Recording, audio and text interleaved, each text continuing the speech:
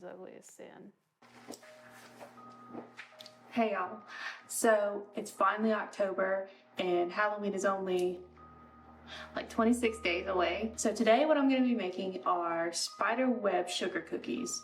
Now, people are always given some kind of a talent. Decorating cookies is one of those things that I'm just not good at. I just want to show you how, even if you think that you can't do something, you just find stuff that works to your strengths. But these cookies I feel like kind of fall within the range of what I can do, and they turn out like super cute. So without further ado, we will get on to our Halloween spider sugar cookies.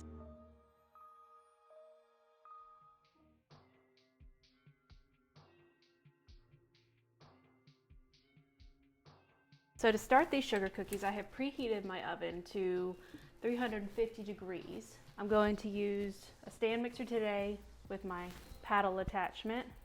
What did I forget? $5 to the first person who tells me what I forgot. Spatula. All right, so I have 3 sticks or 1.5 cups of room temperature unsalted butter. Goes into the bowl of the stand mixer. Followed by 2 cups of granulated sugar. So I'm going to cream these together until they're light and fluffy. After that, I'm going to add 2 eggs, one at a time, until they are fully incorporated. And then I'm going to add 3/4 of a teaspoon of vanilla extract, followed by 4 cups of all-purpose flour with 1.75 teaspoons of baking powder, and this is a total of, this is 1/2 teaspoon of salt. All right, so I'm going to get started creaming the butter and the sugar. Start it on stir so that you don't cover yourself in buttery sugar. You want to cream it together until it's nice and fluffy. Turn it up. About 4. There's little bits flying around, it's okay. So it's starting to get nice and fluffy. It really doesn't take long. These are very quick cookies to make. So this recipe makes about 50 cookies.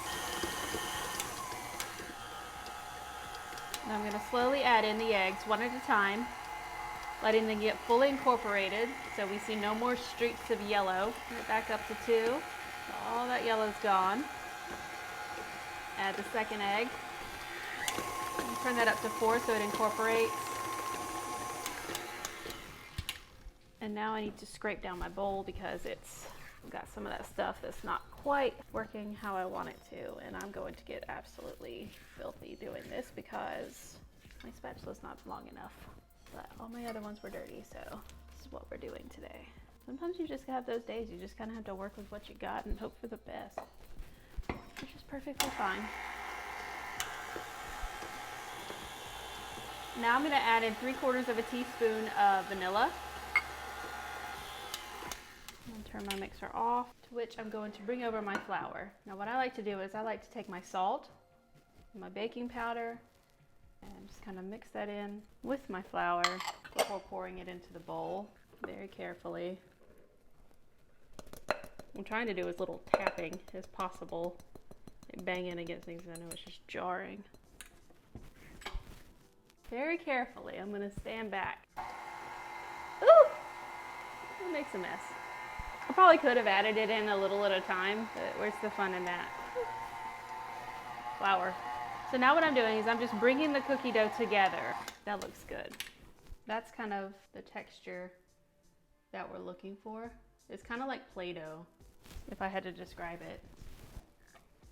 What I'm gonna do is, because there's a lot of butter in these cookies, I'm gonna work fairly quickly. What I need to do is I need to get this out on my bench, divide it into quarters, cover the rest with plastic wrap, and stick that in the fridge. So, I'll move this guy out of the way. So I'm going to add a little bit of flour. I'm going to flour to get this cookie dough out. And of course I'm getting flour all over myself because that's just how I bake. Messy, covered in flour. And I'm just going to bring it together like this. As you can see, until it's a nice good disc. Just try to circle it up as much as possible. I'm going to divide this cookie dough into 4. I'm going to take these 4, kind of shape them into balls, set them to the side, That's a very pretty cookie dough. I like this one a lot. All right, so what I'm gonna do is I'm gonna leave one of these out. I think I'm gonna leave him out. Wrapped up in plastic. And I'm gonna get these guys in the fridge. All right, so what I'm gonna do now is I'm gonna roll out this cookie dough. Also, so I have biscuit cutters right here. This is what they call a 2 3/4 inch cookie cutter. So that's what I'm gonna use today. Grab my handy dandy rolling pin. You want your cookies about 1/4 inch thick. I'm really not good at rolling cookie dough. Yeah, that cookie got mangled, didn't it? It's okay, we can fix it. I'm not a perfect cookie baker by any stretch of the imagination. So if drop cookies are more my jam. So just gather your cookie dough back up, pat it kind of back down, and it's pretty soft, so maybe don't be so heavy-handed with it. Lightly roll it. It's very yielding. Lightly roll it, and I'm trying to get like one pass each time so that I have an even thickness.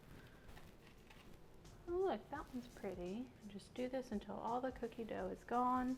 These are my cookies. They're not perfect by any stretch of the imagination. They're gonna go into a 350-degree oven for 10 minutes. All right, when the cookies are done, they need to cool in the pan for about 10 minutes. After 10 minutes is up, we'll take them and we'll put them on a cooling rack to cool the rest of the way. Put them up, and you have these beautiful sugar cookies. I had a taste of the dough when I was cleaning up just now, and these are delicious. A lot of times whenever you buy like these decorated sugar cookies, especially from like the grocery store, they look cute, but they don't taste good. And to me, food is about taste as well as appearance. So if it doesn't taste good, then I don't want to eat it. So these are delicious, and they are beautifully imperfect, just like most of us as hot. Now what we're gonna do now is we're gonna let these cookies cool off until they cool completely, and then we'll make up the royal icing that we'll use to decorate, and I'll show you a really, really cute and easy way to make these look perfectly festive for any Halloween table. I'll see you back in a couple hours. So the cookies have completely cooled. Pick them up, and you have these beautiful steam them. And I just realized I forgot some more of my equipment, such as my piping bags. Give me just a sec. Now I have everything. No, I don't. Hold on. Now I do. I am prepared. All right, so now it's time to ice these cookies. And like I said before at the beginning, icing cookies is not my jam. I don't particularly care for doing it because I'm not very good at it. These are mixes. I have a black one and a white one. You can get them in all kinds of colors. I got these off of Amazon. They are 2 different brands. I don't really think that it matters, but these are what I'm going to use today to color my royal icing. Especially with this black, because the last time that I made these cookies, I had to try to color white royal icing black using the gel, and my hands were just a mess, and it took like it took forever. It's hard to turn white frosting dark. So whenever I found this product on Amazon, it's already pre-mixed to have the color in it. I'm gonna try to do this without knocking it over. There we go, because I'm awkward. All right, so this is a pound, and I don't think I'll need this whole pound, but I have 40 something more cookies that I could make if I want to, so. But I'm just gonna show you what this looks like. So I'm just gonna pour it into the bowl of my stand mixer, the whole pound, the whole bag. Whew, it smells like straight sugar. I'm gonna fit my paddle attachment, and it needs 1/3 cup of water. So I have 2/3 here because I portioned it for my white royal icing as well. So turn it on. And all I'm doing is just letting it mix until it's the consistency that I want. Now that it's kind of beat up a little bit more. And what I'm doing is I'm just looking at it to see if it needs a little more water. I want it kind of thin because I want it to be pipeable, but I don't want it so thin.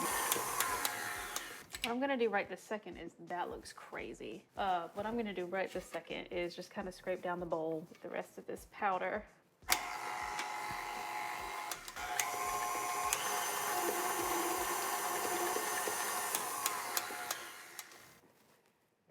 So now what I'm gonna do, pull this off, kind of scrape off as much of it as I can. So the way that I like to get it into a piping bag is I like to grab a cup, get my piping bag like so, wrap it over the cup. Now I'm gonna scrape my frosting down into the cup. And that way I'm not sitting here trying to hold a cup and, come on. The white, I know I want a little thinner than this. I don't need as much black as I do white, because it's gonna be a black spider web on a white background, which to me is nice and stark. Of course, you could do it the other way. You could do these cookies like with black royal icing and then a white spider web, which I suppose is probably more accurate to nature, but is what it is.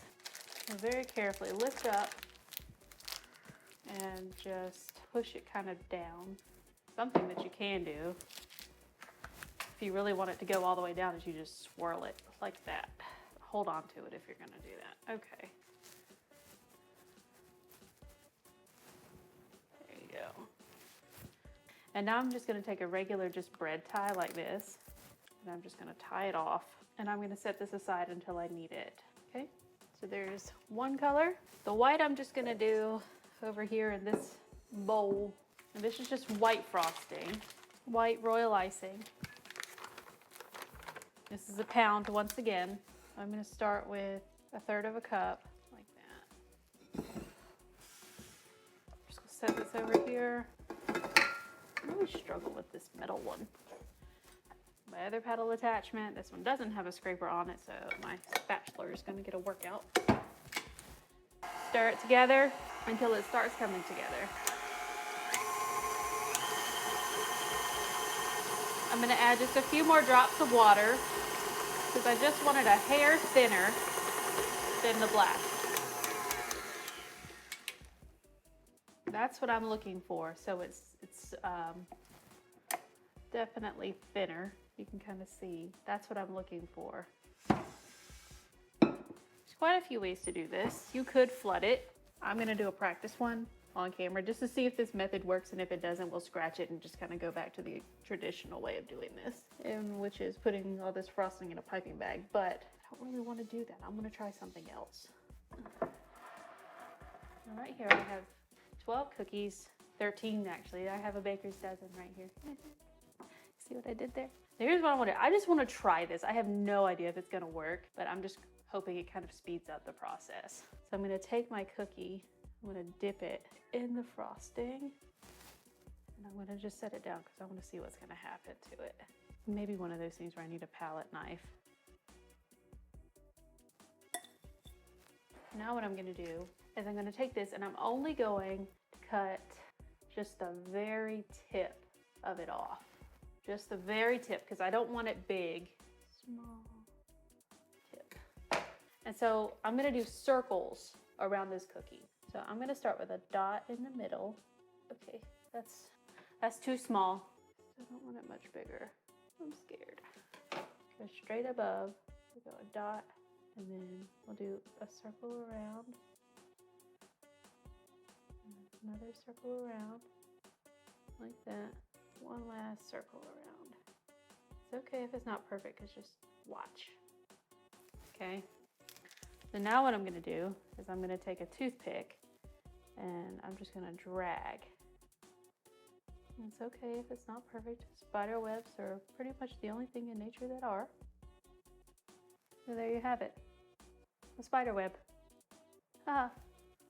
You always have a wonky one, so that's my wonky one. These are kind of more higgledy-piggledy, like haphazard, like little spider webs.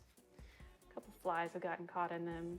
I have mad respect for the people who do this for a living, because I simply could not. That one's ugly as sin.